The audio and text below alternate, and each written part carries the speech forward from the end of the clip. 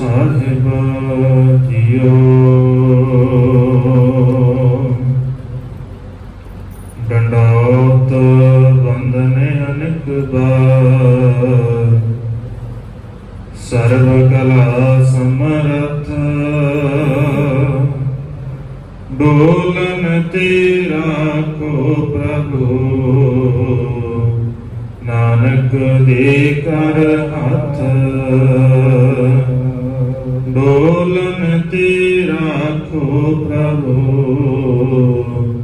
ਨਾਨਕ ਦੇ ਕਰ ਹੱਥ। ਸਤਨਾਮ ਸ੍ਰੀ ਵਾਹਿਗੁਰੂ ਸਾਹਿਬ ਜੀ। ਇੱਕ ਓੰਕਾਰ ਸਤਿਗੁਰ ਪ੍ਰਸਾਦ। 12 ਭਾਈ ਗੁਰਦਾਸ ਜੀ ਕੀਆਂ। ਨਮਸਕਾਰ ਗੁਰਦੇਵ ਕੋ।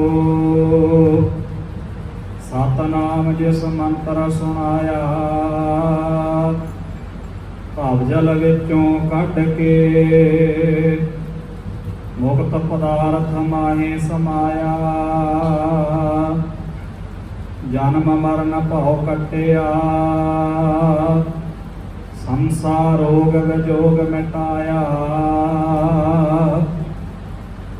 ਸੰਸਾਰਿਓ ਸੰਸਾਰ ਹੈ, ਜਨਮ ਮਰਨ ਵਿੱਚ ਦੁੱਖ ਸਵਾਇਆ।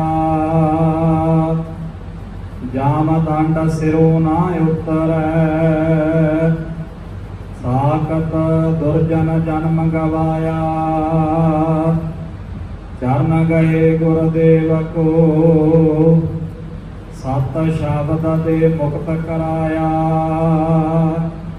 ਭਾਏ ਭਗਤ ਗੁਰਪੁਰਬ ਕਰ,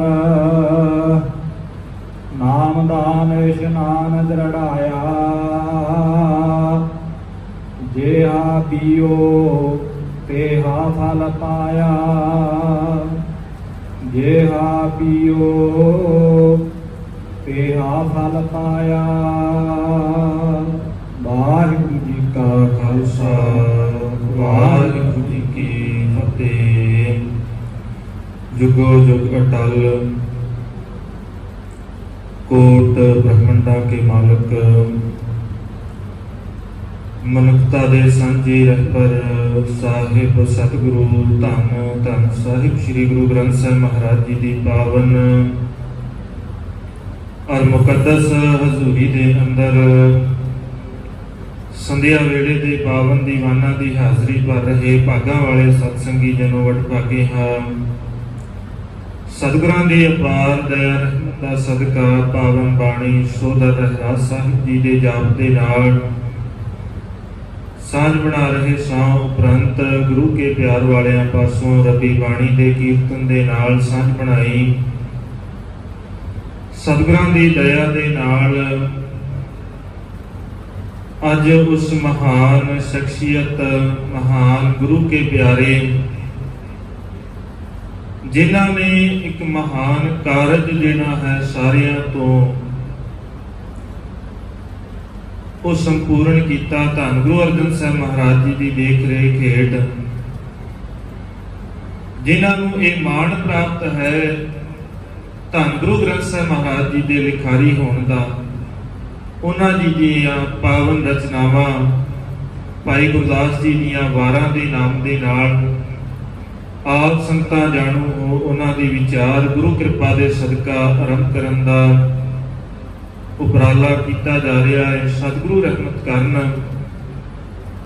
ਭਾਈ ਗੁਰਦਾਸ ਜੀ ਜਿਨ੍ਹਾਂ ਦਾ ਜਨਮ 1551 ਦੇ ਵਿੱਚ ਬਾਸਰ ਕੇ ਵਿਖੇ ਹੋਇਆ। ਪਿਤਾ ਜੀ ਦਾ ਨਾਮ ਈਸ਼ਰ ਦਾਸ ਤੇ ਮਾਤਾ ਦਾ ਨਾਮ ਮਾਤਾ ਜੀਵਾਨੀ ਜੀ। ਔਰ ਕਮਾਲ ਦੀ ਬਾਤ ਹੈ, ਜਿਨ੍ਹਾਂ ਦੇ ਜੀਵਨ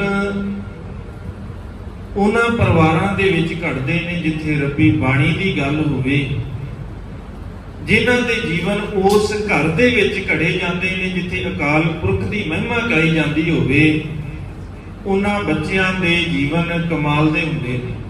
ਔਰ ਇੱਥੇ ਤੇ ਇੰਨੀ ਵੱਡੀ ਕਮਾਲ ਦੀ ਗੱਲ ਸੀ ਕਿ ਜਿਸ ਬੱਚੇ ਦੀ ਮਾਤਾ 3 ਸਾਲ ਦੀ ਉਮਰ ਦੇ ਵਿੱਚ ਚੜ੍ਹਾਈ ਕਰ ਜਾਵੇ,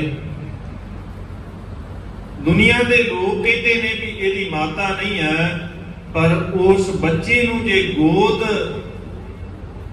ਉਹਦੀ ਮਿਲ ਜਾਏ, ਜਿਹੜਾ ਆਪ ਨਿਰੰਕਾਰ ਦਾ ਰੂਪ ਹੈ, ਧੰਨ ਗੁਰੂ ਅਮਰਦਾਸ ਸਾਹਿਬ ਮਹਾਰਾਜ ਜੀ ਦੀ ਗੋਦ ਦੇ ਅੰਦਰ ਭਾਈ ਗੁਰਦਾਸ ਜੀ ਨੇ ਆਪਣੀ ਸਾਰੀ ਜ਼ਿੰਦਗੀ ਕੱਢੀ ਹੈ। ਭਾਈ ਗੁਰਦਾਸ ਜੀ ਰਿਸ਼ਤੇ ਦੇ ਵਿੱਚ ਧੰਨ ਗੁਰੂ ਅਮਰਦਾਸ ਸਾਹਿਬ ਮਹਾਰਾਜ ਜੀ ਦੇ ਭਤੀਜੇ ਲੱਗਦੇ ਨੇ,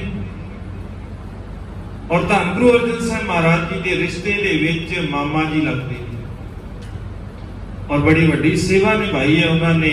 ਜਿੱਥੇ ਉਹਨਾਂ ਨੇ ਧੰਨ ਗੁਰੂ ਗ੍ਰੰਥ ਸਾਹਿਬ ਮਹਾਰਾਜ ਜੀ ਦੀ ਜਦੋਂ ਰਚਨਾ ਹੋਈ, ਸਾਹਿਬ ਸਤਿਗੁਰੂ ਧੰਨ ਗੁਰੂ ਅਰਜਨ ਸਾਹਿਬ ਮਹਾਰਾਜ ਜੀ ਨੇ ਬਾਣੀ ਨੂੰ ਇੱਕ ਥਾਂ ਇਕੱਤਰ ਕਰਨ ਦੀ ਗੱਲ ਆਈ, ਆਵਾਜ਼ ਇਹੀ ਮਾਰੀ ਸੀ, ਆਓ ਭਾਈ ਗੁਰਦਾਸ ਬਾਣੀ ਜੁਦਾ ਕਰੀਏ, ਮੀਨੇ ਪਾਣ ਲੱਗੇ ਨੇ ਰਲਾ ਨਿਆਰੀ ਕਰ ਧਰੀਏ। ਆਵਾਜ਼ ਭਾਈ ਗੁਰਦਾਸ ਜੀ ਨੂੰ ਮਾਰੀ।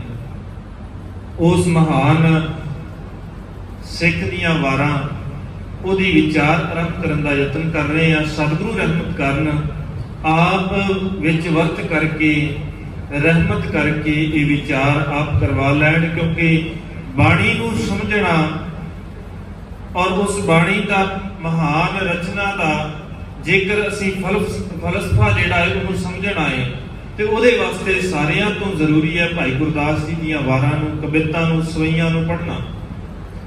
ਕਿਉਂਕਿ ਭਾਈ ਗੁਰਦਾਸ ਜੀ ਜਿੱਥੇ ਪੰਜਾਬੀ ਦੇ ਵਿੱਚ ਮਾਹਰ ਸਨ, ਉੱਥੇ ਹਿੰਦੀ, ਸੰਸਕ੍ਰਿਤ ਤੇ ਬ੍ਰਜ ਭਾਸ਼ਾ 'ਚ ਵੀ ਬੜੇ ਮਾਹਰ ਸਨ।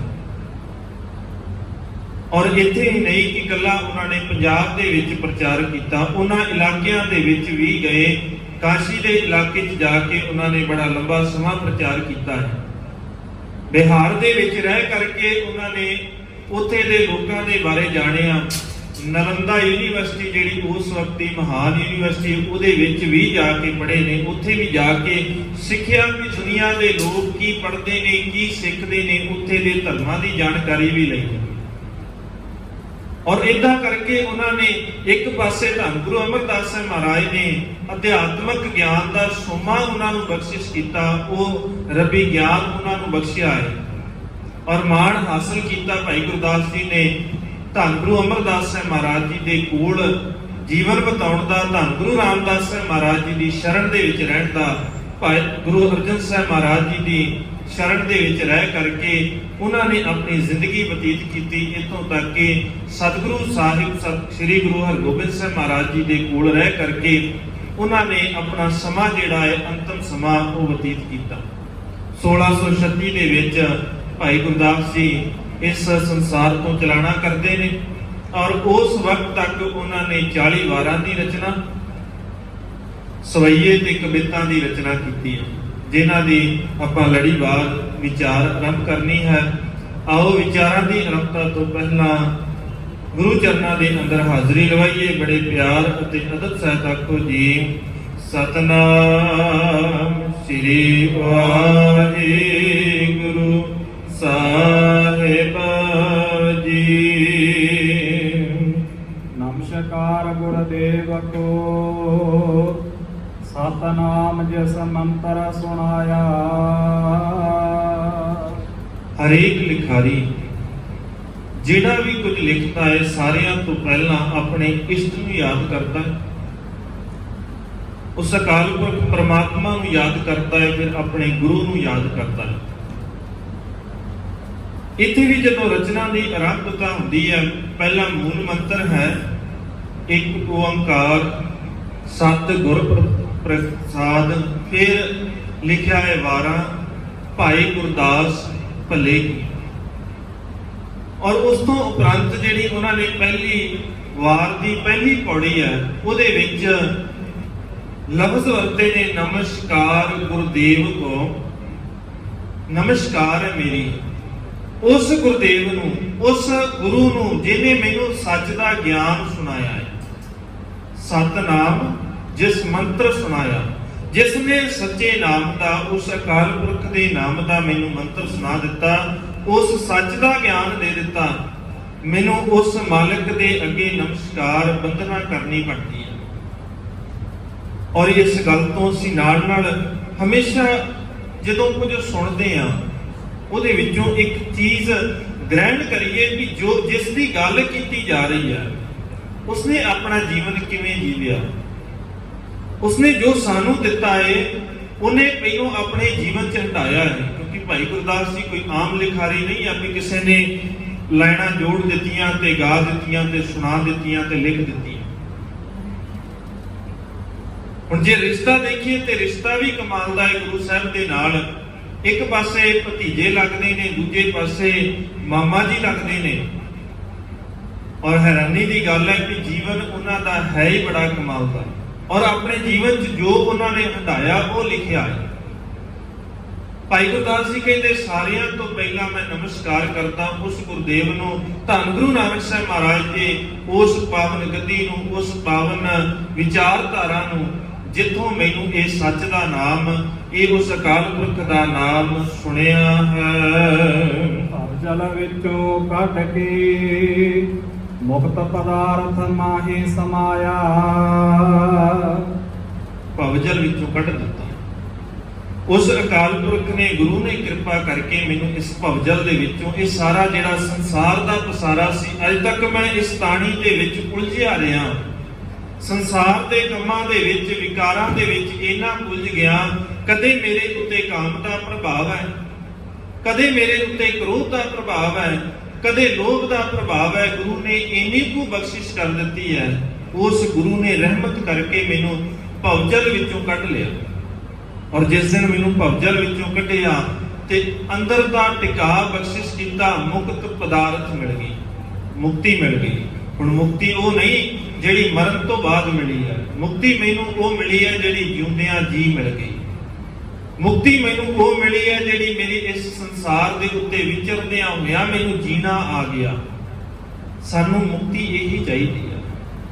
ਸਤਿਗੁਰਾਂ ਨੇ ਪਾਵਨ ਬਾਣੀ ਦੇ ਅੰਦਰ ਵੀ ਇਹ ਗੱਲ ਕਹੀ ਵੀ ਕਿਤੇ ਉਸ ਮੁਕਤੀ ਨੂੰ ਨਾ ਲੱਭਦੇ ਰਹੋ ਜਿਹੜੀ ਮਰਨ ਤੋਂ ਬਾਅਦ ਲੋਕ ਕਹਿੰਦੇ ਨੇ ਵੀ ਮਿਲਦੀ ਹੈ। ਮਰਨ ਮੁਕਤ ਕਿਨ ਭਾਈ ਕਿਹਨੇ ਦੇਖੀ ਹੈ ਵੀ ਮਰਨ ਤੋਂ ਬਾਅਦ ਕੋਈ ਮੁਕਤੀ ਮਿਲੀ ਹੈ। ਚਾਹੀਦੀ ਤਾਂ ਇੱਥੇ ਆ, ਮੈਨੂੰ ਜਿਉਂਦਿਆਂ ਜੀ ਚਾਹੀਦੀ ਆ ਮੁਕਤੀ। ਮੈਨੂੰ ਜੀਣਾ ਆ ਜਾਏ, ਮੇਰੇ ਅੰਦਰ ਦਾ ਲੋਭ ਖਤਮ ਹੋ ਜਾਏ, ਮੇਰੇ ਅੰਦਰ ਦਾ ਲਾਲਚ ਖਤਮ ਹੋ ਜਾਏ। ਮੈਨੂੰ ਇਹਨਾਂ ਚੀਜ਼ਾਂ ਤੋਂ ਮੁਕਤੀ ਚਾਹੀਦੀ ਆ, ਕਰਮ ਕਾਂਡਾਂ ਤੋਂ ਮੁਕਤੀ ਚਾਹੀਦੀ, ਮੈਨੂੰ ਪਖੰਡਾਂ ਤੋਂ ਮੁਕਤੀ ਚਾਹੀਦੀ ਆ, ਮੈਨੂੰ ਇਹਨਾਂ ਧਰਮ ਦੇ ਠੇਕੇਦਾਰਾਂ ਤੋਂ ਮੁਕਤੀ ਚਾਹੀਦੀ ਆ। ਭਾਈ ਗੁਰਦਾਸ ਜੀ ਕਹਿੰਦੇ ਮੈਨੂੰ ਇਹਨਾਂ ਸਾਰਿਆਂ ਤੋਂ ਉਸ ਗੁਰੂ ਨੇ ਰਹਿਮਤ ਕਰਕੇ ਭਵਜਲ ਚੋਂ ਕੱਢ ਕੇ ਮੁਕਤੀ ਦੀ ਦਾਤ ਦੇ ਦਿੱਤੀ ਹੈ। ਜਨਮ ਮਰਨ ਭਉ ਕੱਟਿਆ, ਸੰਸਾਰ ਰੋਗ ਵਿਜੋਗ ਮਿਟਾਇਆ। ਇਹਨਾਂ ਵਿਕਾਰਾਂ ਦੇ ਵਿੱਚ ਪੈ ਕਰਕੇ ਮੇਰਾ ਇੱਕ ਰੋਜ਼ਾਨਾ ਨਵਾਂ ਜਨਮ ਹੁੰਦਾ ਹੈ। ਰੋਜ਼ਾਨਾ ਮਰਦੇ ਹਾਂ ਅਸੀਂ ਤੇ ਰੋਜ਼ਾਨਾ ਹੀ ਜਿਉਂਦੇ ਹਾਂ। ਰੋਜ਼ਾਨਾ ਸਾਡਾ ਇੱਕ ਨਵਾਂ ਜਨਮ ਹੁੰਦਾ ਹੈ। ਜਿਸ ਦਿਨ ਅਸੀਂ ਵਿਕਾਰਾਂ ਦੇ ਵਿੱਚ ਪੈ ਕਰਕੇ ਸੰਸਾਰ ਦੇ ਅੰਦਰ ਵਿਚਰਦੇ ਹਾਂ, ਹਰ ਪਲ ਸਾਡਾ ਇੱਕ ਨਵਾਂ ਜਨਮ ਤੇ ਹਰ ਪਲ ਸਾਡੀ ਮੌਤ ਹੁੰਦੀ ਹੈ। ਜੇ ਸਾਡੇ ਅੰਦਰ ਲੋਭ ਆ ਰਿਹਾ ਹੈ, ਲਾਲਚ ਆ ਰਿਹਾ ਹੈ, ਫਿਰ ਉਸੇ ਵੇਲੇ ਇਹ ਅਸੀਂ ਮੰਨਣਾ ਪਏਗਾ ਸਾਨੂੰ। ਸਤਿਗੁਰੂ ਦੀ ਪਾਵਨ ਬਾਣੀ ਕਹਿੰਦੀ ਹੈ ਜਿਸ ਦਿਨ ਤੇਰੇ ਅੰਦਰ ਲਾਲਚ ਆ ਗਿਆ ਉਸ ਦਿਨ ਤੇਰਾ ਜੀਵਨ ਕੂਕਰ ਵਰਗਾ ਹੈ। ਉਧਰ ਤੇਰਾ ਜੀਵਨ ਉਸ ਕੂਕਰ ਵਰਗਾ ਹੈ ਜਿਹੜਾ ਥਾਂ ਥਾਂ ਤੇ ਮੂੰਹ ਮਾਰਦਾ ਫਿਰਦਾ ਹੈ, ਜਿਹੜਾ ਕੁਝ ਵੀ ਦੇਖਦਾ ਹੈ, ਸਾਹਮਣੇ ਭਾਂਡਾ ਦੇਖਦਾ ਹੈ, ਉਹਦੇ 'ਚ ਮੂੰਹ ਮਾਰਨਾ ਸ਼ੁਰੂ ਕਰ ਦਿੰਦਾ ਹੈ। ਇਹ ਸਾਡਾ ਇੱਕ ਜੀਵਨ ਹੈ। ਸਰੀਰ ਮਨੁੱਖ ਦਾ ਹੈ। ਧੰਨ ਗੁਰੂ ਅਰਜਨ ਸਾਹਿਬ ਮਹਾਰਾਜ ਪਾਵਨ ਬਾਣੀ ਸੁਖਮਨੀ ਸਾਹਿਬ ਦੇ ਅੰਦਰ ਬਖਸ਼ਿਸ਼ ਕਰਦੇ ਆ। ਸਤਿਗੁਰੂ ਨੇ ਰਹਿਮਤ ਕਰਕੇ ਸਮਝਾ ਦਿੱਤਾ ਕਿਤੇ ਭੁਲੇਖਾ ਨਾ ਖਾ ਜਾਵੇਂ, ਸਰੀਰ ਬੰਦੇ ਦਾ ਹੋਵੇ ਤੇ ਤੈਨੂੰ ਲੱਗਣ ਲੱਗ ਜਾਏ ਵੀ ਅਸਲ ਦੇ ਵਿੱਚ ਹੋ ਸਕਦਾ ਇਹ ਮਨੁੱਖੀ ਹੋਵੇ, ਇਨਸਾਨ ਹੋਵੇ। ਨਹੀਂ, ਜ਼ਰੂਰੀ ਨਹੀਂ ਆ। ਬੰਦੇ ਦਾ ਸਰੀਰ ਆ ਤੇ ਜ਼ਰੂਰੀ ਨਹੀਂ ਵੀ ਅੰਦਰ ਬੰਦਾ ਹੀ ਹੋਵੇ, ਜ਼ਰੂਰੀ ਨਹੀਂ ਹੈਗਾ। ਹੋ ਸਕਦਾ ਇਹਦੇ ਅੰਦਰ ਕੋਈ ਕੁੱਕਰ ਬੈਠਾ ਹੋਵੇ, ਹੋ ਸਕਦਾ ਇਹਦੇ ਅੰਦਰ ਸੱਪ ਬੈਠਾ ਹੋਵੇ ਜਿਹੜਾ ਡਸ ਲਵੇ ਤੈਨੂੰ। ਦੱਸਦੇ ਆ ਨਾ ਧਰਮ ਦੀ ਦੁਨੀਆ ਦਾ ਪਹਿਰਾਵਾ ਪਾ ਕੇ, ਧਾਰਮਿਕ ਪਹਿਰਾਵਾ ਪਾ ਕੇ ਦੱਸਦੇ ਫਿਰਦੇ ਆ। ਡਾਕਟਰ ਰੱਬ ਦਾ ਰੂਪ ਸਮਝਿਆ ਸੀ, ਰੱਬ ਸਮਝਿਆ ਉਹਦੇ ਪਹਿਰਾਵੇ ਨੂੰ ਦੇਖ ਕਰਕੇ, ਉਹਦੀ ਬੋਲੀ ਨੂੰ ਦੇਖ ਕਰਕੇ। ਪਰ ਉਸੇ ਡਾਕਟਰ ਨੇ ਜਦੋਂ ਡੰਗ ਮਾਰਨਾ ਸ਼ੁਰੂ ਕਰ ਦਿੱਤਾ, ਘਰੋਂ ਜੀ ਖੜਿਆ, ਜਿਹਦੀ ਮੌਤ ਹੋ ਗਈ, ਜਦੋਂ ਉਹਨੂੰ 3 ਦਿਨ ਰੱਖਿਆ, ਇਹਦੇ ਸਾਹ ਚੱਲਦੇ ਆ, ਜੇ ਅਸੀਂ ਇਲਾਜ ਕਰ ਰਹੇ ਆ, ਫਿਰ ਉਹ ਸੱਪ ਦਾ ਰੂਪ ਆ, ਹੋਰ ਕੀ ਆ, ਦੱਸ ਹੀ ਰਿਹਾ ਹੈ। ਬਸ ਆਹ ਜਨਮ ਹੈ ਸਾਡਾ, ਹਰ ਪਲ ਇੱਕ ਨਵਾਂ ਜਨਮ ਹੋ ਰਿਹਾ। ਸਤਿਗੁਰੂ ਕਹਿੰਦੇ ਉਹਨੇ ਰਹਿਮਤ ਕਰਕੇ ਉਸ ਅਕਾਲ ਪੁਰਖ ਪ੍ਰਮਾਤਮਾ ਨੇ, ਭਾਈ ਗੁਰਦਾਸ ਜੀ ਕਹਿੰਦੇ ਵੀ ਮੈਨੂੰ ਬਖਸ਼ ਲਿਆ, ਮੈਨੂੰ ਇਸ ਸਾਰੇ ਪਸਾਰੇ ਦੇ ਵਿੱਚੋਂ ਜਨਮ ਮਰਨ ਦੇ ਚੱਕਰ ਚੋਂ ਕੱਢ ਕੇ ਸੰਸਾਰ ਰੋਗ ਜਿਹੜਾ ਸੀ ਮੇਰੇ ਅੰਦਰ ਇੱਕ ਸਹਿਮ ਬੈਠਾ ਰਹਿੰਦਾ ਸੀ, ਵਿਕਾਰਾਂ ਦੇ ਕਰਕੇ ਹਮੇਸ਼ਾ ਮੇਰਾ ਮਨ ਟਿਕਦਾ ਨਹੀਂ ਸੀ, ਦੌੜਦਾ ਸੀ। ਅੱਜ ਉਹ ਗੁਰੂ ਨੇ ਕਿਰਪਾ ਕਰਕੇ, ਰਹਿਮਤ ਕਰਕੇ ਮੇਰੇ ਅੰਦਰੋਂ ਉਹ ਸੰਸਾਰ ਰੋਗ ਕੱਟ ਦਿੱਤਾ ਹੈ। ਸੰਸਾਰ ਸੰਸਾਰ ਹੈ, ਜਨਮ ਮਰਨ ਵਿੱਚ ਦੁੱਖ ਸਵਾਇਆ। ਉਹ ਸਾਰਾ ਸੰਸਾਰ ਇਸ ਸੰਸਿਆਂ ਦੇ ਵਿੱਚ, ਸਹਿਮ ਦੇ ਵਿੱਚ, ਕਿਸੇ ਨਾ ਕਿਸੇ ਢੰਗ ਦਾ ਸਹਿਮ ਸਾਡੀ ਜ਼ਿੰਦਗੀ ਦੇ ਅੰਦਰ ਬਣਿਆ ਹੋਇਆ।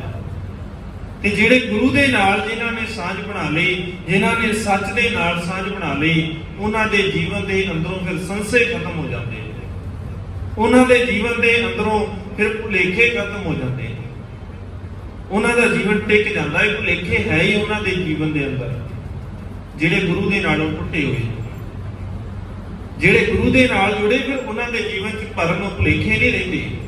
ਉਹਨਾਂ ਦੇ ਜੀਵਨ ਫਿਰ ਇੱਕਦਮ ਸਪਸ਼ਟ ਹੋ ਜਾਂਦਾ ਹੈ ਉਹਨਾਂ ਨੂੰ ਵੀ ਕਰਨਾ ਕੀ ਆ। ਫਿਰ ਉਹਨਾਂ ਨੂੰ ਪਰਵਾਹ ਨਹੀਂ ਰਹਿੰਦੀ ਵੀ ਅੱਜ ਦਿਨ ਕਿਹੜਾ ਹੈ, ਉਹਨਾਂ ਨੂੰ ਪਰਵਾਹ ਨਹੀਂ ਕਿ ਰਸਤੇ 'ਚ ਕੌਣ ਮਿਲਿਆ, ਉਹਨਾਂ ਨੂੰ ਇਸ ਗੱਲ ਦੀ ਪਰਵਾਹ ਨਹੀਂ ਰਹਿੰਦੀ।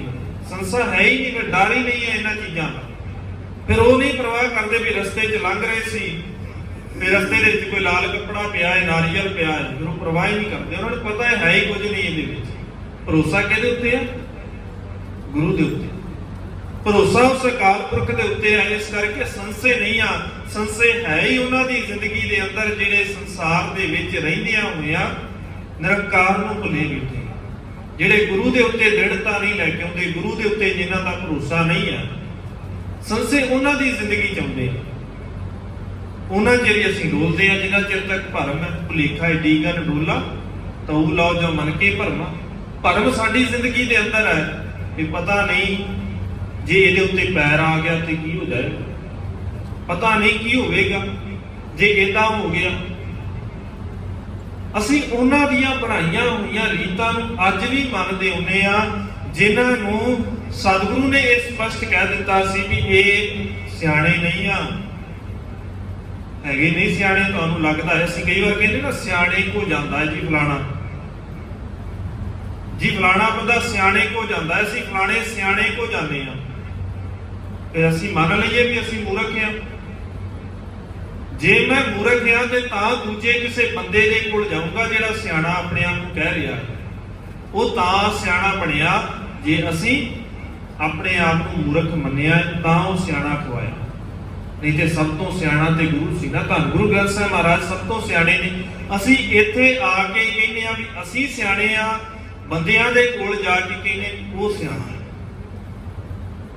ਸਾਡੇ ਅੰਦਰ ਟਿਕਾ ਤਾਂ ਨਹੀਂ, ਕਿਉਂਕਿ ਦ੍ਰਿੜਤਾ ਨਹੀਂ ਹੈਗੀ, ਭਰੋਸਾ ਨਹੀਂ ਹੈਗਾ ਗੁਰੂ ਦੇ ਉੱਤੇ। ਜਿੰਨਾ ਚਿਰ ਤੱਕ ਭਰੋਸਾ ਨਹੀਂ ਆ, ਸਤਿਗੁਰੂ ਕਹਿੰਦੇ ਡੀਗਰ ਡੋਲਾ ਤਉ ਲਾਓ ਜੋ ਮਨ ਕੇ ਭਰਮਾ। ਭਰਮ ਗੁਰੂ ਨੇ ਕੱਟਣੇ ਨੇ, ਗੁਰੂ ਦੇ ਕੋਲ ਆ ਕੇ ਕਦੇ ਆਪਣਾ ਆਪ ਨਹੀਂ ਟਿਕਾਇਆ। ਗੁਰੂ ਦੇ ਕੋਲ ਆ ਕੇ ਕਹਿੰਦੇ ਕੋਈ ਗੱਲ ਨਹੀਂ, ਕਿਹੜਾ ਗੁਰੂ ਨੂੰ ਪਤਾ ਲੱਗਣਾ, ਇੱਥੇ ਮੱਥਾ ਟੇਕ ਲੈਨੇ ਆ, ਰਾਹ ਦੇ ਵਿੱਚ ਜਾਂਦੇ ਆ, ਕਿਹੜਾ ਕੋਈ ਦੇਖਦਾ ਪਿਆ, ਜੋ ਮਰਜ਼ੀ ਕਰੀ ਜਾਈਏ, ਸਾਨੂੰ ਕਿਹੜਾ ਗੁਰੂ ਨੇ ਕੁਝ ਕਹਿ ਦੇਣਾ ਹੈ। ਮੈਂ ਬਾਹਰੋਂ ਜਿੱਦਾਂ ਦੇ ਮਰਜ਼ੀ ਹੱਥ ਲਾ ਕੇ ਆ ਕੇ ਧੰਨ ਗੁਰੂ ਗ੍ਰੰਥ ਸਾਹਿਬ ਮਹਾਰਾਜ ਨੂੰ ਲਾ ਦਵਾਂ, ਮੈਨੂੰ ਕੌਣ ਦੇਖਦਾ, ਮੈਨੂੰ ਕਿਹੜਾ ਕੋਈ ਦੇਖਣ ਡਿਆ ਇੱਥੇ। ਮਤਲਬ ਗੁਰੂ ਦਾ ਡਰ ਹੀ ਨਹੀਂ ਹੈ, ਸਾਡੇ ਅੰਦਰ ਦ੍ਰਿੜਤਾ ਹੀ ਨਹੀਂ ਹੈ, ਭਰੋਸਾ ਹੀ ਨਹੀਂ ਹੈਗਾ, ਤਾਂ ਨਹੀਂ ਉਹ ਸੰਸਾ ਖਤਮ ਹੁੰਦਾ। ਤੇ ਜਿਨ੍ਹਾਂ ਦੇ ਅੰਦਰ ਦ੍ਰਿੜਤਾ ਆ ਗਈ, ਫਿਰ ਉਹ ਕਹਿੰਦੇ ਆ ਪ੍ਰਵਾਹ ਨਹੀਂ ਕਿਸੇ ਕੇਰੀ ਬਾਜ ਸੱਚਾ ਨਾ। ਫਿਰ ਉਹਨਾਂ ਨੂੰ ਨਹੀਂ ਪਰਵਾਹ ਹੁਣ ਕਿਸੇ ਦੀ, ਹੁਣ ਪਰਵਾਹ ਤੇ ਉਸ ਅਕਾਲ ਪੁਰਖ ਦੀ ਆ, ਹੋਰ ਕਿਸੇ ਦੀ ਪਰਵਾਹ ਨਹੀਂ। ਇਸ ਕਰਕੇ ਭਾਈ ਗੁਰਦਾਸ ਜੀ ਕਹਿੰਦੇ ਜਿਨ੍ਹਾਂ ਨੇ ਗੁਰੂ ਦੇ ਨਾਲ ਸਾਂਝ ਬਣਾਈ, ਉਹਨਾਂ ਦੇ ਅੰਦਰੋਂ ਸੰਸਾ ਖਤਮ ਹੋ ਗਿਆ। ਨਹੀਂ ਤੇ ਇਹ ਸਾਰਾ ਸੰਸਾਰ ਸੰਸਿਆਂ ਦੇ ਵਿੱਚ ਹੀ ਫਸਿਆ ਹੋਇਆ ਹੈ। ਜਮ ਦੰਡ ਸਿਰੋਂ ਨਾ ਉਤਰੈ, ਸਾਖਤ ਦੁਰਜਨ ਜਨਮ ਗਵਾਇਆ।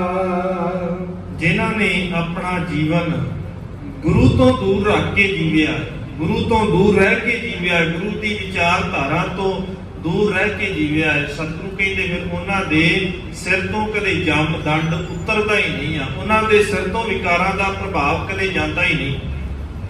ਉਹਨਾਂ ਨੂੰ ਲੁੱਟਦੇ ਹੀ ਰਹਿਣਗੇ। ਕਾਮ, ਕ੍ਰੋਧ, ਲੋਭ, ਮੋਹ, ਹੰਕਾਰ, ਉਹਨਾਂ ਦਾ ਜੀਵਨ ਕਦੇ ਟਿਕ ਹੀ ਨਹੀਂ ਸਕਦਾ। ਸਤਿਗੁਰੂ ਕਹਿੰਦੇ ਇਸ ਦੇਹੀ ਅੰਦਰ ਤੇ 5 ਚੋਰ ਵਸਦੇ ਸੀ, ਤੇ ਤੂੰ ਯਤਨ ਕੀ ਕੀਤਾ ਇਹਨਾਂ 5 ਤੋਂ ਬਚਣ ਲਈ? ਉਤਰਨਗੇ ਤੇ ਤਾਂ ਨਾ, ਬਚੇਗਾ ਤੇ ਤਾਂ ਇਹਨਾਂ ਤੋਂ, ਜੇ ਗੁਰੂ ਦੀ ਕਿਰਪਾ ਲਏਗਾ, ਗੁਰੂ ਦੀ ਸ਼ਰਨ ਚਾਹੇਗਾ, ਨਹੀਂ ਤੇ ਲੁੱਟਦੇ ਰਹਿਣਗੇ। ਜਮ ਡੰਡ ਸਿਰੋਂ ਨਾ ਉਤਰੈ, ਇਹ ਨਹੀਂ ਉਤਰਦੇ ਜੇ ਤੇਰੀ ਸੁਰਤ ਦੇ ਵਿੱਚੋਂ, ਤੇਰੀ ਮੱਤ ਦੇ ਵਿੱਚੋਂ, ਇਹ ਲੁੱਟਦੇ ਹੀ ਰਹਿਣਗੇ। ਤੇ ਜੇ ਗੁਰੂ ਦੀ ਸ਼ਰਨ ਚ ਆ ਜਾਏਗਾ, ਫਿਰ ਤੂੰ ਕਹਿ ਸਕਦਾ ਹੈ ਪੰਜੇ ਬੱਦੇ ਮਹਾਬਲੀ ਕਰ ਸੱਚਾ ਢੋਆ, ਫਿਰ 5 ਨੂੰ ਬਣ ਸਕਦਾ ਹੈ, ਰੋਕ ਸਕਦਾ ਹੈ। ਨਹੀਂ ਤੇ ਸਾਖਤ ਸਾਰੀ ਜ਼ਿੰਦਗੀ ਆਪਣੀ ਸਿਆਣਪ ਦੇ ਵਿੱਚ ਕੱਢ ਦਿੰਦਾ ਹੈ। ਗੁਰੂ ਦੀ ਸ਼ਰਨ ਚ ਆਏ ਤੋਂ ਬਿਨਾ ਸ਼ਬਦ ਗੁਰ ਪੀਰਾ ਗਹਿਰ ਗੰਭੀਰਾ, ਬਿਨ ਸ਼ਬਦਾ ਜਗ ਬੌਰਾਨੰ, ਸਾਰੀ ਜ਼ਿੰਦਗੀ ਸ਼ਬਦ ਦੀ ਵਿਚਾਰਧਾਰਾ ਤੋਂ ਬਿਨਾ ਬੌਰਾ ਹੋਇਆ। ਭਾਈ ਗੁਰਦਾਸ ਜੀ ਕਹਿੰਦੇ ਇਹਨੇ ਕੱਢ ਦਿੱਤਾ। ਇਹ ਸਾਰੀ ਜ਼ਿੰਦਗੀ ਸਾਖਤਾਂ ਵਾਲੀ ਜ਼ਿੰਦਗੀ ਜੀ ਕੇ ਸੰਸਾਰ ਤੋਂ ਚਲਾ ਗਿਆ ਹੈ। ਚਰਨ ਗਹੇ ਗੁਰਦੇਵ ਕੋ ਸਤ ਸ਼ਬਦ ਦੇ ਮੁਕਤ ਕਰਾਇਆ। ਜਿਨ੍ਹਾਂ ਨੇ ਗੁਰੂ ਦੇ ਚਰਨ ਫੜ ਲਿਆ ਕੇ, ਜਿਨ੍ਹਾਂ ਨੇ ਗੁਰੂ ਦਾ ਸ਼ਬਦ ਜੀਵਨ ਚ ਵਸਾ ਲਿਆ, ਗੁਰੂ ਨੇ ਰਹਿਮਤ ਕਰਕੇ ਸਤ ਸ਼ਬਦ, ਸੱਚ ਦੀ ਉਹ ਗੱਲ ਸਮਝਾ ਦਿੱਤੀ, ਰੱਬੀ ਬਾਣੀ ਦੀ ਗੱਲ ਸਿਖਾ ਦਿੱਤੀ। ਉਹਨਾਂ ਦੇ ਜੀਵਨ ਦੇ ਅੰਦਰ ਗੁਰੂ ਦਾ ਸ਼ਬਦ ਵਸ ਗਿਆ, ਔਰ ਜਿਸ ਦਿਨ ਸ਼ਬਦ ਵਸਿਆ, ਫਿਰ ਇਹਨਾਂ ਵਿਕਾਰਾਂ ਤੋਂ ਮੁਕਤੀ ਮਿਲ ਗਈ, ਇਹਨਾਂ ਔਗਣਾਂ ਤੋਂ ਬਚ ਗਏ ਨੇ। ਤੇ ਇਹ ਔਗਣ ਇੰਨੇ ਕੋ ਤੰਗ ਕਰਨ ਵਾਲੇ ਸੀ, ਇਹਨਾਂ ਨੇ ਅੱਗੇ ਮੈਨੂੰ ਵਧਣ ਹੀ ਨਹੀਂ ਦਿੱਤਾ ਹੈ। ਆਏ ਭਗਤ ਗੁਰਪੁਰਬ ਕਰ, ਨਾਮਦਾਨ ਇਸ਼ਨਾਨ ਦ੍ਰਿੜਾਇਆ। ਗੁਰੂ ਨੇ ਕਿਰਪਾ ਕਰਕੇ ਭਾਏ ਭਗਤ ਗੁਰਪੁਰਬ ਕਰ, ਗੁਰੂ ਨੇ ਰਹਿਮਤ ਕਰ ਦਿੱਤੀ, ਮੈਨੂੰ ਜੀਣਾ ਸਿਖਾਇਆ ਵੀ ਕਰਨਾ ਕੀ ਆ। ਭਾਏ ਭਗਤ, ਪ੍ਰੇਮਾ ਭਗਤੀ ਸਿਖਾ ਦਿੱਤੀ। ਜਿੱਦਣ ਰਹਿਮਤ ਹੋਈ, ਮੈਨੂੰ ਭਗਤੀ ਕਰਨ ਦੀ ਜਾਚ ਆ ਗਈ, ਮੈਨੂੰ ਸਿਮਰਨ ਕਰਨ ਦੀ ਜਾਚ ਆ ਗਈ, ਮੈਨੂੰ ਅੱਜ ਬਾਣੀ ਪੜ੍ਹਨ ਦੀ ਜਾਚ ਆ ਗਈ। ਪੜ੍ਹਦਾ ਤੇ ਬੜੇ ਚਿਰ ਦਾ ਸੀ, ਪਰ ਜਿਸ ਦਿਨ ਸ਼ਰਨ ਚ ਆ ਕੇ ਮਨ ਕਰਕੇ ਆਇਆ, ਉਸੇ ਦਿਨ ਗੁਰੂ ਨੇ ਰਹਿਮਤ ਕੀਤੀ। ਹੁਣ ਮੇਰੇ ਬਾਣੀ ਪੜ੍ਹਨ ਦਾ ਢੰਗ ਬਦਲ ਗਿਆ, ਹੁਣ ਮੇਰਾ ਸਿਮਰਨ ਕਰਨ ਦਾ ਢੰਗ ਬਦਲ ਗਿਆ। ਹੁਣ ਦੁਨੀਆ ਵਾਲਾ ਨਹੀਂ ਜਿਹੜਾ ਦਿਖਾਇਆ, ਦੂਜਿਆਂ ਨੇ ਦੱਸਿਆ ਕਿ ਇਦਾਂ ਕਰ ਲੈ ਗਿਣਤੀਆਂ ਕਰਕੇ, ਹੁਣ ਉਹ ਢੰਗ ਨਹੀਂ ਬਚਿਆ, ਕਿਉਂਕਿ ਹੁਣ ਗੁਰੂ ਨੇ ਸਿਖਾ ਦਿੱਤਾ। ਲੇਖਾ ਕਥਾ ਨਾ ਛੂਟੀਆਂ, ਖਿਨ ਖਿਨ ਭੂਲਣ ਹਾਰ। ਜੇ ਤੂੰ ਗਿਣਤੀਆਂ ਕਰਕੇ ਨਾਮ ਜਪਦਾ ਹੈ, ਜਿੱਦਣ ਉਹਨੇ ਗਿਣਤੀ ਕਰ ਲਈ, ਫਿਰ ਗਿਣਤੀਆਂ ਦੇ ਨਾਲ ਹਿਸਾਬ ਦਿੱਤਾ ਨਹੀਂ ਜਾਣਾ। ਹੁਣ ਗੁਰੂ ਨੇ ਸਿਖਾਇਆ ਸਾਸ ਗਿਰਾਸ ਧਿਆਏ ਮੇਰਾ ਹਰ ਹਰ, ਸੋ ਗੁਰਸਿੱਖ ਗੁਰੂ ਮਨ ਭਾਵੈ, ਜਿਹੜਾ ਹਰ ਸਾਹ ਦੇ ਨਾਲ ਚਿੱਤਾ ਕਰਦਾ ਏ, ਗਿਣਤੀ ਕਰਕੇ ਨਹੀਂ ਵੀ ਇੰਨਾ ਚਿਰ ਕਰਨਾ ਹੈ ਤੇ ਇੰਨਾ ਚਿਰ ਨਹੀਂ ਕਰਨਾ। ਹੁਣ ਉਸ ਗੁਰੂ ਨੇ ਰਹਿਮਤ ਕਰਕੇ ਨਾਮ ਦਾਨ ਇਸ਼ਨਾਨ ਦ੍ਰਿੜਾਇਆ। ਹੁਣ ਮੈਨੂੰ ਜਾਚ ਆ ਗਈ ਦਾਨ ਕਰਨਾ ਕਿਵੇਂ ਆ। ਕਰਦਾ ਮੈਂ ਪਹਿਲੋਂ ਵੀ ਸੀ, ਸਿਖਾਇਆ ਮੈਨੂੰ ਪਹਿਲੋਂ ਵੀ ਆ। ਅਸ ਦਾਨ, ਗੱਜ ਦਾਨ, ਸੇਜਾ ਨਾਰੀ ਭੂਮ ਦਾਨ, ਐਸੋ ਦਾਨ ਨਿਤ ਨਿਤਾ ਕੀਜੈ। ਹੁਣ ਮੈਨੂੰ ਪਤਾ ਲੱਗ ਗਿਆ ਕਿ ਸਤਿਗੁਰੂ ਕਹਿੰਦੇ ਨੇ ਇਦਾਂ ਦਾ ਦਾਨ ਭਾਵੇਂ ਰੋਜ਼ ਕਰਕੇ ਆ। ਘੋੜੇ ਦਾਨ ਕਰ, ਆਪਣੀ ਪਤਨੀ ਸੇਜਾ ਸਮੇਤ ਦਾਨ ਕਰਿਆ, ਹਾਥੀ ਘੋੜੇ ਜੋ ਤੇਰੇ ਕੋਲ ਹੈ ਸਾਰਾ ਕੋਈ ਦਾਨ ਕਰਦੇ। ਸਤਿਗੁਰੂ ਕਹਿੰਦੇ ਨਹੀਂ ਗੱਲ ਬਣਨੀ, ਐਸੋ ਦਾਨ ਨਿਤ ਨਿਤਾ ਕੀਜੈ, ਰਾਮ ਨਾਮ ਸਰ ਰਹੁ ਨਾ ਭੁਲਾਈ। ਇਦਾਂ ਦਾ ਦਾਨ ਕਿਸੇ ਕੰਮ ਨਹੀਂ ਹੋਣਾ। ਹੁਣ ਮੈਨੂੰ ਯਾਦ ਆ ਗਈ ਕਿ ਦਾਨ ਕਰਨਾ ਕਿਵੇਂ ਆ। ਅਕਲੀ ਸਾਹਿਬ ਸੇਵੀਆ, ਅਕਲੀ ਭਈਆ ਮਾਨ, ਅਕਲੀ ਪੜ ਕੇ ਬੁੱਧੀਆ, ਅਕਲੀ ਕੀਚਾ ਦਾਨ। ਹੁਣ ਮੈਨੂੰ ਯਾਦ ਆ ਗਈ ਤਾਂ ਗੁਰੂ ਗ੍ਰੰਥ ਸਾਹਿਬ ਮਹਾਰਾਜ ਨੇ ਮੈਨੂੰ ਸਿਖਾਇਆ ਕਿ ਦਾਨ ਵੀ ਕਿਵੇਂ ਕਰਨਾ ਹੈ, ਇਸ਼ਨਾਨ ਕਿਵੇਂ ਕਰਨਾ ਹੈ। ਮੈਨੂੰ ਉਹ ਇਸ਼ਨਾਨ ਤੋਂ ਪਤਾ ਲੱਗ ਗਿਆ ਵੀ ਉਹ ਜਿਹੜਾ ਕਿਸੇ ਖਾਸ ਥਾਂ ਤੇ ਇਸ਼ਨਾਨ ਕੀਤਾ ਉਹਦੇ ਨਾਲ ਗੱਲ ਨਹੀਂ ਬਣਨੀ। ਹੁਣ ਇਸ਼ਨਾਨ ਕਿੱਥੇ ਕਰਨਾ ਪਏਗਾ? ਗੁਰੂ ਦੇ ਸ਼ਬਦ ਦੇ ਵਿੱਚ। ਰਾਮਦਾਸ ਸਰੋਵਰ ਨਾਤੇ, ਰਾਮ ਦੇ ਦਾਸਾਂ ਦੇ ਸਰੋਵਰ ਦੇ ਵਿੱਚ ਇਸ਼ਨਾਨ ਕਰਕੇ ਮੇਰੇ ਅੰਦਰ ਦੇ ਪਾਪ ਖਤਮ ਹੋ ਗਏ ਹਨ। ਜਿਹਾ ਬੀਓ ਤੇਹਾ ਫਲ ਪਾਇਆ। ਤੇ ਜਿੱਦਾਂ ਦਾ ਜੀਵਨ ਦੇ ਅੰਦਰ ਕਮਾਇਆ ਹੈ, ਪ੍ਰਾਪਤੀ ਫਿਰ ਉਦਾਂ ਦੀ ਹੋਵੇਗੀ। ਜਿਸ ਨੇ ਜਿਵੇਂ ਗੁਰੂ ਨੂੰ ਚੇਤਾ ਕੀਤਾ ਹੈ, ਜਿਸ ਭਾਵਨਾ ਦੇ ਨਾਲ ਚੇਤਾ ਕੀਤਾ ਹੈ, ਪ੍ਰਾਪਤੀਆਂ ਉਦਾਂ ਦੀਆਂ ਹੋਈਆਂ। ਜਿਸ ਨੇ ਰੱਬੀ ਦਾਤ ਲੈਣ ਵਾਸਤੇ, ਰੱਬੀ ਗੁਣ ਲੈਣ ਵਾਸਤੇ ਰੱਬ ਨੂੰ ਯਾਦ ਕੀਤਾ ਹੈ, ਗੁਰੂ ਨੂੰ ਯਾਦ ਕੀਤਾ ਹੈ, ਗੁਰੂ ਦੇ ਕੋਲ ਆ ਕੇ ਅਰਜ਼ੋਈ ਕੀਤੀ ਹੈ, ਉਹਨੂੰ ਸਦੀਵੀ ਟਿਕਾ ਮਿਲਿਆ ਹੈ। ਜਿਹਨੇ ਸੰਸਾਰਕ ਪਦਾਰਥਾਂ ਦੀ ਮੰਗ ਕੀਤੀ ਹੈ, ਸੰਸਾਰਕ ਪਦਾਰਥ ਆਏ ਗਏ ਨੇ, ਅੱਜ ਮਿਲ ਗਿਆ ਤੇ ਸੁੱਖ ਹੈ, ਕੱਲ ਨੂੰ ਚਲਾ ਗਿਆ ਤੇ ਦੁੱਖ। ਫਿਰ ਇਦਾਂ ਹੀ ਸਾਰੀ ਜ਼ਿੰਦਗੀ ਕੱਢ ਦਿੱਤੀ ਸੁੱਖਾਂ ਤੇ ਦੁੱਖਾਂ ਦੇ ਵਿੱਚ। ਜਿੱਦਾਂ ਦਾ ਕੀਤਾ, ਜਿੱਦਾਂ ਦਾ ਕਮਾਇਆ ਇਸ ਸੰਸਾਰ ਦੇ ਅੰਦਰ ਰਹਿ ਕਰਕੇ, ਉਦਾਂ ਦੀ ਪ੍ਰਾਪਤੀ ਹੋਈ। ਸਤਿਗੁਰੂ ਕਹਿੰਦੇ ਖੇਤ ਸਰੀਰ ਜੋ ਬੀਜਿਆ ਸੋ ਅੰਤ ਖਲੋਆ ਹੈ। ਇਸ ਖੇਤ ਸਰੀਰ ਦੇ ਵਿੱਚ, ਸਰੀਰ ਰੂਪ ਖੇਤ ਦੇ ਵਿੱਚ ਜੋ ਬੀਜਿਆ ਵੱਢਣਾ ਤੇ ਜ਼ਰੂਰ ਹੀ ਪਏਗਾ। ਇਹ ਤੇ ਹੈ ਨਹੀਂ ਕਿ ਬੀਜਿਆ ਕੁਝ ਹੋਰ ਸੀ, ਵੱਢਿਆ ਕੁਝ ਹੋਰ। ਕਮਾਏ ਤੇ ਸਾਰੀ ਜ਼ਿੰਦਗੀ ਔਗਣ ਨੇ ਤੇ ਕਵੇ ਵੀ ਮੇਰਾ ਮਨ ਟਿਕ ਜਾਵੇ। ਸਾਰਾ ਦਿਨ ਤੇ ਠੱਗੀਆਂ, ਠੋਰੀਆਂ, ਚੋਰੀਆਂ ਕਰਕੇ ਆਇਆ ਤੇ ਚਾਹੁੰਦਾ ਹੈ ਕਿ ਰਾਤ ਨੂੰ ਸੌਖੀ ਨੀਂਦ ਆ ਜਾਏ। ਤੇ ਫਿਰ ਸੌਖੀ ਨੀਂਦ ਨਹੀਂ ਆਏਗੀ। ਫਿਰ ਦਿਮਾਗ 'ਚ ਚੱਲੇਗਾ ਕਿ ਜਿਹਦੇ ਨਾਲ ਠੱਗੀ ਮਾਰ ਕੇ ਆਇਆ ਕਿਤੇ ਇਹ ਨਾ ਹੋਵੇ ਵੀ ਸ਼ਿਕਾਇਤ ਕਰ ਦੇਵੇ। ਫਿਰ ਰਾਤ ਨੂੰ ਨੀਂਦ ਵਾਸਤੇ ਗੋਲੀਆਂ ਹੀ ਖਾਣੀਆਂ ਪੈਣਗੀਆਂ, ਫਿਰ ਨੀਂਦ ਨਹੀਂ। ਜੇ ਇਮਾਨਦਾਰੀ ਦੇ ਨਾਲ ਸਾਰਾ ਦਿਨ ਕੰਮ ਨਹੀਂ ਕੀਤਾ, ਜ਼ਿੰਮੇਵਾਰੀ ਨਹੀਂ ਨਿਭਾਈ, ਫਿਰ ਦਿਮਾਗ ਦੇ ਅੰਦਰ ਚੱਲਦਾ ਰਹੇਗਾ ਵੀ ਜਿਹਨੇ ਮੈਨੂੰ ਕੰਮ ਤੇ ਰੱਖਿਆ ਨਾ, ਮੈਨੂੰ ਟੋਕੇਗਾ ਵੀ ਜ਼ਿੰਮੇਵਾਰੀ ਨਿਭਾਈ ਨਹੀਂ। ਤਾਂ ਸਤਿਗੁਰੂ ਕਹਿੰਦੇ ਇਦਾਂ ਹੀ ਰੱਬੀ ਗੁਣਾਂ ਦੀ ਗੱਲ ਹੈ। ਜੇ ਰੱਬੀ ਗੁਣ ਕਮਾਏ ਨਹੀਂ ਆ, ਫਿਰ ਆਨੰਦ ਵਾਲੀ ਗੱਲ ਨਹੀਂ ਆਏਗੀ। ਆਨੰਦ ਉਹਨਾਂ ਦੇ ਕੋਲ ਆ ਜਿਨ੍ਹਾਂ ਨੇ ਰੱਬ ਨੂੰ ਯਾਦ ਕੀਤਾ ਹੈ, ਜਿਹੜੇ ਗੁਰੂ ਦੇ ਭਗਤ ਬਣੇ ਨੇ, ਬੰਦਿਆਂ ਦੇ ਨਹੀਂ। ਅੱਜ ਬੰਦਿਆਂ ਦੇ ਬੜੇ ਬੰਦੇ ਨੇ। ਭਾਈ ਗੁਰਦਾਸ ਜੀ ਨੇ ਇਹ ਸਮਝਾਇਆ ਸਾਨੂੰ, ਮਨਮੁਖ ਹੋਏ ਬੰਦੇ ਦਾ ਬੰਦਾ। ਉਹ ਗੁਰਮੁਖ ਨਹੀਂ ਹੋ ਸਕਦਾ ਜਿਹੜਾ ਕਹਿੰਦਾ ਹੈ ਕਿ ਆਹ ਫਲਾਣਾ ਬੰਦਾ ਬਿਲਕੁਲ ਠੀਕ ਆ। ਉਹ ਗਲਤ ਹੋ ਹੀ ਨਹੀਂ ਸਕਦਾ। ਅੱਜ ਹੈਗੇ ਨੇ ਇਦਾਂ ਦੇ ਜਿਹੜੇ ਕਹਿੰਦੇ ਵੀ ਉਸ ਬੰਦੇ ਨੇ ਜੋ ਕਹਿ ਦਿੱਤਾ ਹੈ ਨਾ, ਬਸ ਉਹੀ ਠੀਕ ਆ, ਦੂਜੇ ਸਾਰੇ ਗਲਤ ਨੇ। ਭਾਈ ਗੁਰਦਾਸ ਜੀ ਕਹਿੰਦੇ ਫਿਰ ਉਹ ਸਿਆਣਾ ਨਹੀਂ ਹੋ ਸਕਦਾ, ਗੁਰਮੁਖ ਨਹੀਂ ਆ, ਮਨਮੁਖ ਹੈ। ਗੁਰਮੁਖ ਉਹ ਆ ਜਿਹੜਾ ਗੁਰੂ ਦੀ ਕਸਵੱਟੀ ਤੇ ਲਾ ਕੇ ਗੱਲ ਨੂੰ ਪਰਖਦਾ ਏ। ਮੈਂ ਕਹੀ ਆ ਤਾਂ ਵੀ ਗੁਰੂ ਦੀ ਕਸਵੱਟੀ ਤੇ ਲਾਇਆ ਵੀ ਇਹ ਨੇ ਠੀਕ ਕਿਹਾ ਹੈ, ਦੂਜੇ ਨੇ ਕਹੀ ਆ ਉਹ ਵੀ ਗੁਰੂ ਦੀ ਕਸਵੱਟੀ ਤੇ ਲਾਈ। ਨਾ ਕਿਸੇ ਬੰਦੇ ਦੀ, ਨਾ ਆਪਣੀ ਮਤ ਗੁਰੂ ਦੀ ਲੈ ਕਰਕੇ ਜਿਹਨੇ ਕਸਵੱਟੀ ਨੂੰ ਵਰਤਿਆ ਹੈ, ਆਨੰਦ ਉਹਨੇ ਮਾੜਿਆ ਹੈ ਜ਼ਿੰਦਗੀ ਦੇ ਅੰਦਰ। ਨਹੀਂ ਤੇ ਫਿਰ ਭਾਈ ਗੁਰਦਾਸ ਜੀ ਕਹਿੰਦੇ ਜਿਹਾ ਬੀਜਿਆ ਉਦਾਂ ਦਾ ਹੀ ਫਲ ਪਾ ਲਿਆ। ਜਿੱਦਾਂ ਦਾ ਵੱਡੇ ਬੀਜੇਗਾ ਉਦਾਂ ਦਾ ਹੀ ਵੱਢਣਾ ਪਏਗਾ।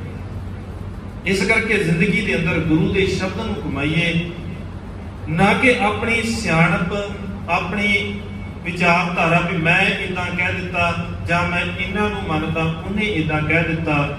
ਸਾਰਿਆਂ ਤੋਂ ਪਹਿਲਾ ਉਪਦੇਸ਼ ਜੋ ਭਾਈ ਗੁਰਦਾਸ ਜੀ ਨੇ ਸਾਨੂੰ ਦਿੱਤਾ ਏਦਾਂ ਉਹ ਇਹ ਸੀ, ਨਮਸਕਾਰ ਗੁਰਦੇਵ ਕੋ ਸਤਨਾਮ ਜਿਸ ਮੰਤਰ ਸੁਣਾਇਆ।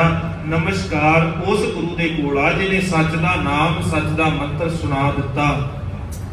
ਭਾਈ ਗੁਰਦਾਸ ਜੀ ਨੇ ਸੁਣਿਆ ਸੀ ਤਾਂ ਉਹਨਾਂ ਨੇ ਗੱਲ ਕਹੀ। ਅਸੀਂ ਅਜੇ ਤੱਕ ਸੁਣਿਆ ਵੀ ਨਹੀਂ ਹੈਗਾ, ਕੰਨਾਂ ਨਾਲ ਸੁਣਿਆ ਹੈ, ਸੁਰਤ ਨਾਲ ਸੁਣਿਆ ਨਹੀਂ। ਜਿਸ ਦਿਨ ਸੁਰਤ ਦੇ ਨਾਲ ਸੁਣ ਲਿਆ ਉਸ ਦਿਨ ਆਪਣੇ ਆਪ ਕਹਿਣਾ ਪੈ ਜਾਏਗਾ ਵੀ ਮੈਂ ਸੱਚਮੁੱਚ ਉਸ ਮਾਲਕ ਨੂੰ ਨਮਸਕਾਰ ਕਰਦਾ। ਸਤਿਗੁਰੂ ਰਹਿਮਤ ਕਰਨ। ਭਾਈ ਗੁਰਦਾਸ ਜੀ ਦੀਆਂ ਪਾਵਨ ਵਾਰ ਦੀ ਵਿਚਾਰ ਕਰਦੇ ਆ, ਬੇਅੰਤ ਭੁੱਲਾਂ ਹੋ ਗਈਆਂ ਹੋਣਗੀਆਂ। ਸਤਿਗੁਰੂ ਰਹਿਮਤ ਕਰਨ, ਬਖਸ਼ ਲੈਣ। ਗੁਰੂ ਕੀ ਸੰਗਤ ਬਖਸ਼ਣ ਯੋਗ ਹੈ। ਬਖਸ਼ ਲੈਣਾ ਜੀ। ਬੁਲਾਓ ਜੀ, ਫਤਿਹ ਆਖੋ ਜੀ। ਵਾਹਿਗੁਰੂ ਜੀ ਕਾ ਖਾਲਸਾ, ਵਾਹਿਗੁਰੂ ਜੀ ਕੀ ਫਤਿਹ।